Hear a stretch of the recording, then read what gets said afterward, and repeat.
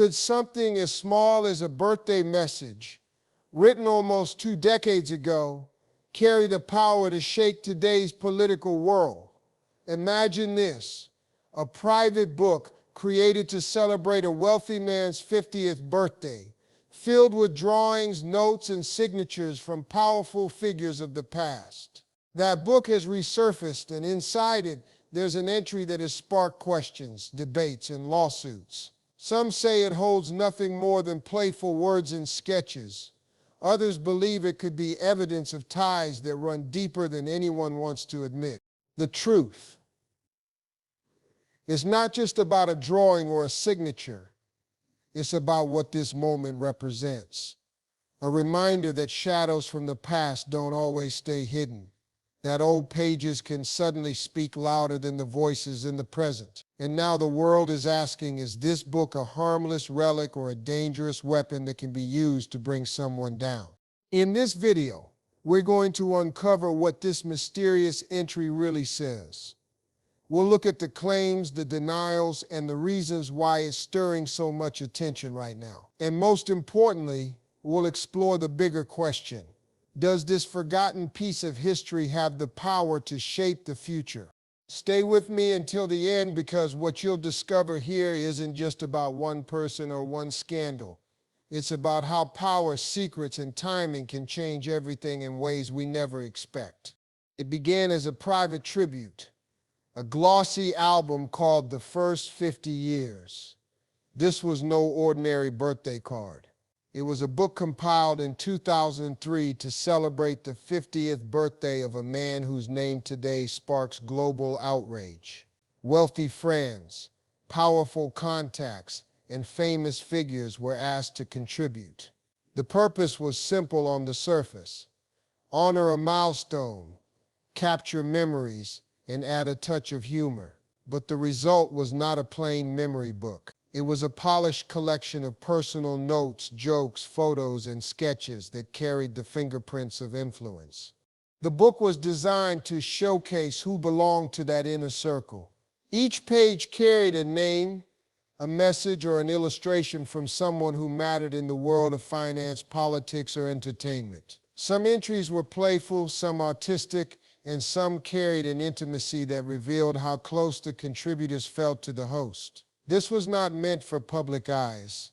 It was a private collection, locked away, a reminder of power disguised as celebration. Among the many entries, one stands out today: a page that has been linked to someone whose every action now faces scrutiny. The page allegedly contains a note attributed to a man who would go on to become one of the most talked about figures in modern politics. The handwriting, the signature, and even the sketch on that page are at the center of a storm. What exactly is written? According to those who have seen it, the message carries a light, almost playful tone. It is not a formal greeting. It feels more like a casual conversation turned into writing. There are words of congratulations framed in a style that suggests familiarity rather than distance. The phrasing seems effortless, as if the writer wanted to show that they belonged to the circle without over-explaining. Then there is the sketch, simple at first glance, yet bold in its implication. The outline of a nude woman drawn in a way that feels careless, almost like a quick doodle. It is not detailed, not artistic, but unmistakably suggestive. Next to it sits a name, or at least a signature that is claimed to belong to the figure in question. Supporters say it looks authentic, a match to the bold pen strokes often seen on public documents. Critics argue it feels off, too clean, too staged, perhaps even forged. The most unusual part of this entry is not just the words or the drawing. It is what some describe as an imagined dialogue, a short, playful script written as if it were a conversation between two people.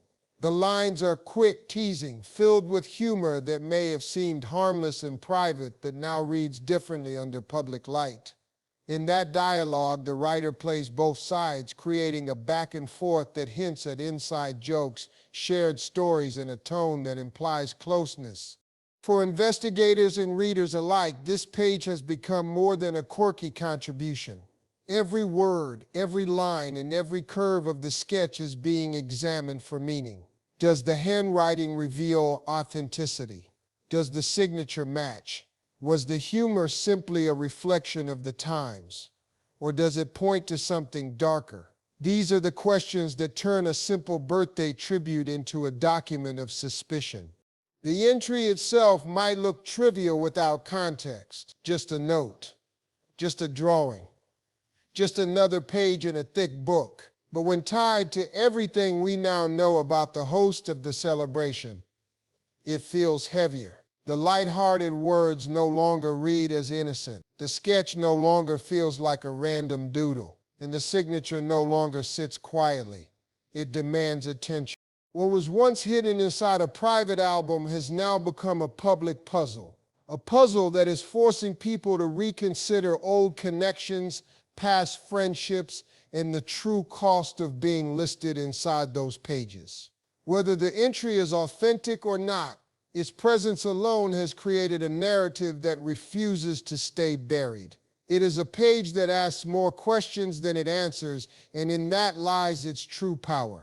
The storm around the birthday book grew louder the moment the alleged entry surfaced, but the man at the center of the claim wasted no time in rejecting it. He stood firm, repeating the same line whenever asked. It was not his signature. It was not his handwriting, and he never made a sketch like that. To him, the entire page was a fabrication, a planted piece meant to smear his name. He painted it as part of a larger pattern, one more attempt to drag him into controversies tied to a man he insists he barely knew. The denials were not quiet statements hidden in passing remarks.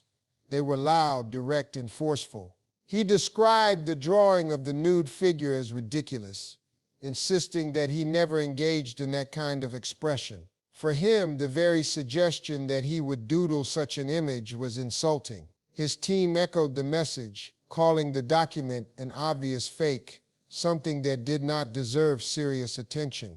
Yet the more they dismissed it, the more the public wanted to see it for themselves. To push back harder, he took legal action. A lawsuit was filed against the Wall Street Journal, the outlet that first reported the details of the book. The claim was straightforward defamation.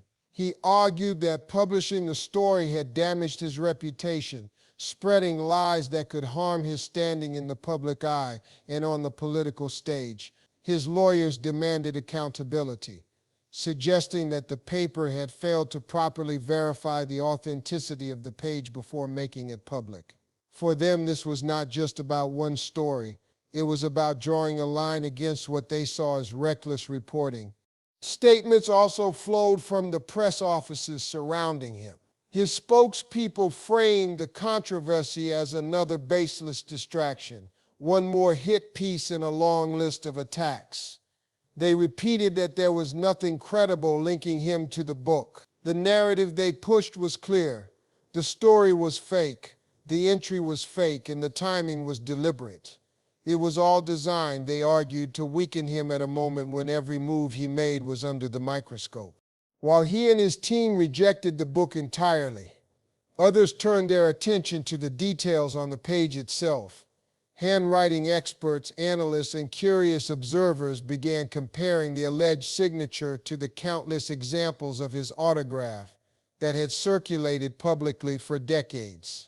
From official documents to signed memorabilia, his handwriting had always been distinctive: sharp angles, bold strokes, and a unique rhythm that was difficult to imitate. But when placed side by side with the entry, the debate split wide open. Some observers claimed the similarities were undeniable. The slant of the letters, the heavy hand of the pen, the spacing between certain characters all pointed, they said, toward authenticity. Others disagreed, arguing that while parts of the signature looked convincing, the overall flow felt too controlled, too different from the energetic style he was known for. For them, it was either a forgery or the work of someone trying to imitate his handwriting with unusual care. The sketch raised even more questions. Did he ever draw casually in public? Was there any record of him sketching or doodling in that way? No examples surfaced. Those who had followed him closely insisted that his style of communication had always been verbal, not visual. He was known for his words, his signatures, his bold presence, but not for sketches. Critics used that point as proof that the drawing was staged. Supporters, however, noted that absence of evidence did not prove it never happened. Experts began calling for a forensic examination of the original page. They wanted ink analysis, pressure tests, microscopic comparisons that could confirm whether the entry was authentic or fabricated. Yet, no official forensic report had been released. The lack of scientific clarity only fueled speculation. Every television panel and online forum debated the issue as if each curve of the pen carried a hidden meaning. The discrepancies left room for both belief and doubt. Some saw a perfect match. Others saw too many differences. What was meant to be a simple denial had now transformed into a broader question about truth, trust, and the power of a single signature. Each side held its ground, waiting for definitive proof that for now remained just out of reach. The controversy around the birthday book cannot be separated from the history that connects the two men at its center. Their paths crossed long before the headlines and scandals. Photographs exist of them together, smiling at social gatherings in Florida and New York. In interviews from years past, there were acknowledgments of friendship, at least in the casual sense of wealthy men moving in the same social circles. At one point, he even admitted that he knew Epstein well, describing him as someone who liked women on the younger side, a remark that gained new weight when Epstein's crimes came to light. Later, as the scandals grew darker, the tone shifted. He began to distance himself, insisting their relationship was minimal, insisting they had a falling out years before. Public opinion has never fully settled on that connection. For his critics, the photographs and old quotes are enough to paint a picture of closeness, a reminder that the powerful often travel together. For his supporters, the story is far thinner. They argue that being in the same room or even sharing a friendship years ago does not imply guilt by association. They point to the fact that countless other public figures, celebrities, and politicians also knew Epstein, many of whom appear in photographs or documents without any wrongdoing attached. In this divide, the birthday book becomes less about the page itself and more about what people already believe. The book also contains contributions from many other names, figures from business, entertainment, and politics. Each page shows how wide Epstein's network really was. It wasn't just one man connected to him. It was dozens, even hundreds, who signed their names, drew sketches, or wrote private jokes. That fact has fueled arguments that focusing on a single page, even if authentic, risks ignoring the broader reality. The web was vast and the connections stretched in all directions. Still, the reactions to this particular entry have been telling. On the Republican side, the immediate response was dismissal. Party voices called the page irrelevant, a cheap shot that proves nothing. They argued that it was either forgery or an exaggerated detail blown out of proportion to create scandal. They reminded the public that he had already denied the entry and even launched a lawsuit to defend himself. For them, this was a non-issue, something not worth serious political debate. On the Democratic side, the reaction was very different. Leaders and commentators called for transparency, demanding forensic analysis and accountability. They argued that, authentic or not, the entry raises important questions about judgment, associations, and past behavior. For them, the issue was not just about one sketch or one note, but about the larger picture of connections to Epstein. They pushed the narrative that the people have a right to know more, especially when it concerns someone in power. The media landscape has reflected this divide.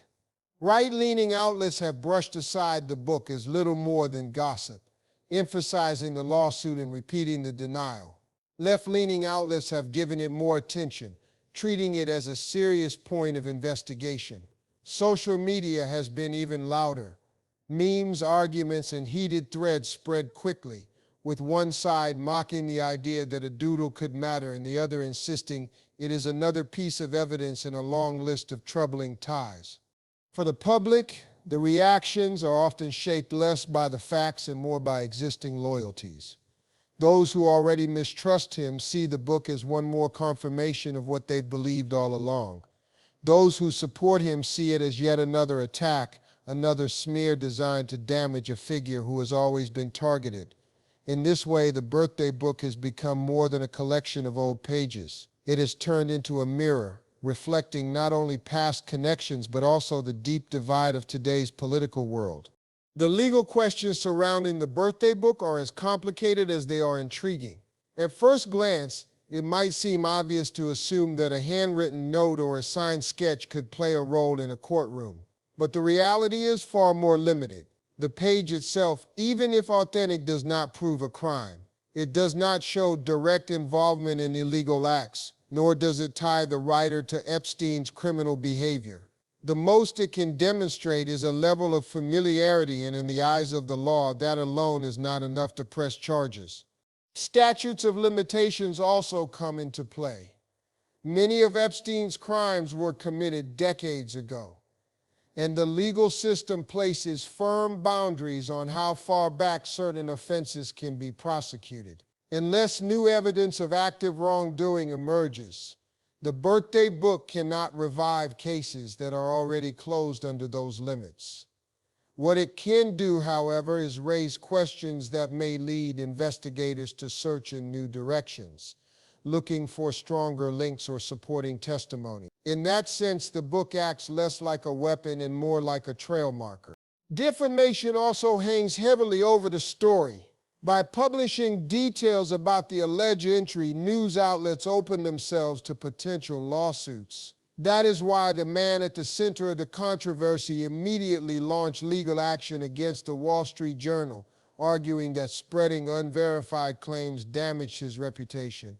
The case itself raises another issue of authenticity. If forensic experts cannot confirm the signature, then the entire allegation becomes shaky. Without certainty, no court can treat the entry as hard evidence. Authenticity is not a small detail here, it is everything. Attempts to connect the page to broader wrongdoing face similar roadblocks. A playful note, a sketch, or even an imagined dialogue may look suspicious under the current lens. But suspicion is not the same as proof. Unless the entry can be tied directly to acts of exploitation or trafficking, it remains only circumstantial. Lawyers know that courts demand more than context. They demand evidence that links a person to a specific crime. Without that, the book is powerful in the realm of perception, but weak in the courtroom. Yet perception is where the true damage lies. The legal weight of the book may be thin, but the ethical and political consequences could be far greater. For any public figure, especially one seeking or holding office, the appearance of impropriety can sometimes be as damaging as proven misconduct. The question becomes, how much harm can this story really do? The answer depends on how the public reacts. For some, the controversy is already a dead end, an old story with no legal bite. They see it as another distraction, something exaggerated to capture headlines but destined to fade. For others, the entry adds another layer to a troubling narrative, one that reinforces doubts about character and judgment. The divide follows the same partisan lines seen in so many other scandals. One side dismisses it entirely, while the other treats it as deeply significant. History offers clues about how this may play out. Past scandals involving controversial figures often make a loud entrance but fade quickly unless backed by hard evidence. Accusations alone rarely shift political loyalties. Supporters dig in, dismissing every claim as an attack, while opponents pile on, adding the latest controversy to a growing list of grievances. The result is often gridlock, lots of noise, little movement. Still, the story cannot be ignored. While it may not hold legal weight, it shapes public opinion in subtle ways. Every mention of Epstein, every resurfaced photo or note keeps old questions alive.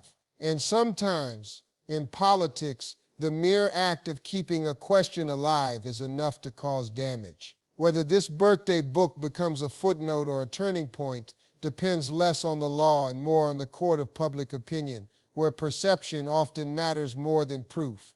The louder the claims about the birthday book grew, the louder the counter-arguments became. From the very beginning, his defenders framed the entire controversy as nothing more than a fabricated attack. They insisted that the page was not real, that the handwriting did not match, and that the drawing was so far out of character it could not possibly belong to him. To them, the timing was suspicious.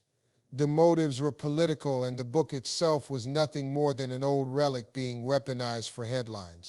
The strongest point in the defense has always been the age of the document. This is not something new. It dates back more than 20 years. Memories fade. Records are lost, and people involved in creating the book are no longer available to confirm or deny every detail. With that much distance, defenders argue almost anything can be misattributed. They suggest that the page could have been inserted later or that someone else added it under his name. Without hard evidence, there is no way to prove otherwise. Another weakness in the accusations is the lack of corroborating material.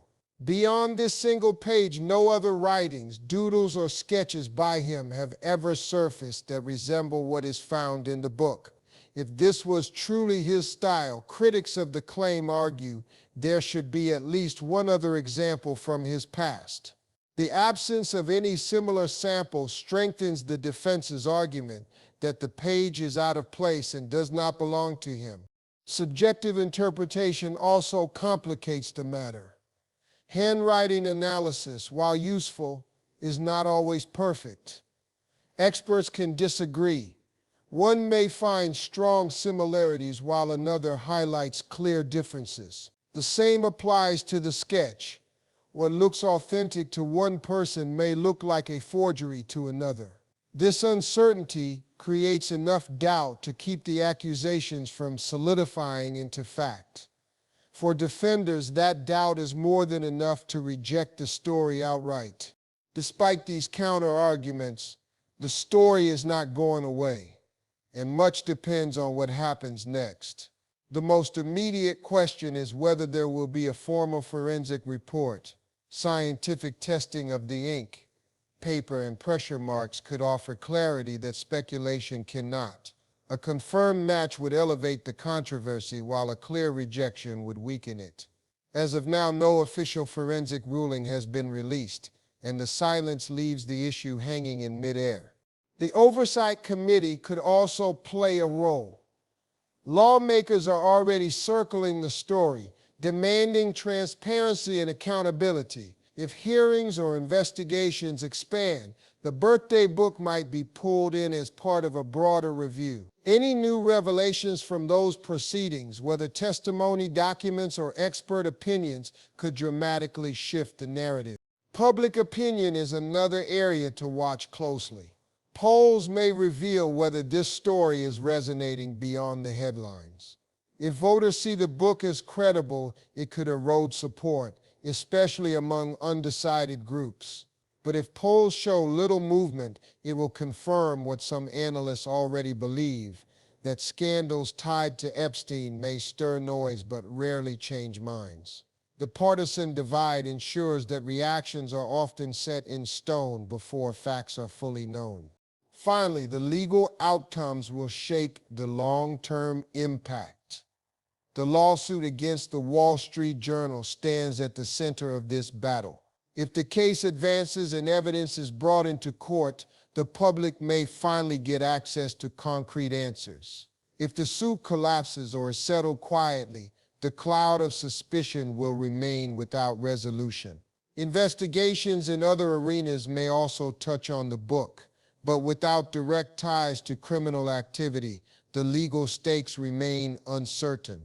For now, the weaknesses in the accusations give defenders enough ground to fight back. They argue that the book is old, unverified, and taken out of context. Yet the unanswered questions keep it alive, waiting for the next piece of evidence or the next public revelation that could tilt the balance one way or the other. In the space between denial and proof, the story continues to evolve. When we step back and look at everything, here's what we know. A private birthday book has resurfaced, filled with notes, jokes, and sketches from decades ago. One page, said to be linked to him, now sits at the center of debate. The words, the drawing, and the signature have all been questioned. He has denied it completely, even taking legal action to fight the claims. Experts and observers remain divided, and no official forensic ruling has settled the matter. What remains uncertain is just as important. We don't yet know if the entry is authentic. We don't know if it can ever be tied to criminal wrongdoing. And we don't know how much weight it will carry in the minds of voters or in the court of law. So will Epstein's birthday book sink him? The balanced answer is not yet, and maybe never. Legally, the book seems too weak to stand on its own. Politically, the outcome depends less on evidence and more on perception. For his opponents, it reinforces doubts. For his supporters, it feels like another attack. But one lesson is clear. This story is bigger than a single page. It's about how power, scandal, and accountability intersect. It's a reminder that private actions, even decades old, can resurface and shape the public conversation in unexpected ways. If you found this breakdown valuable, make sure to like this video and subscribe to our channel. Stay with us because we'll keep uncovering the stories that reveal just how fragile the line between influence and accountability can be.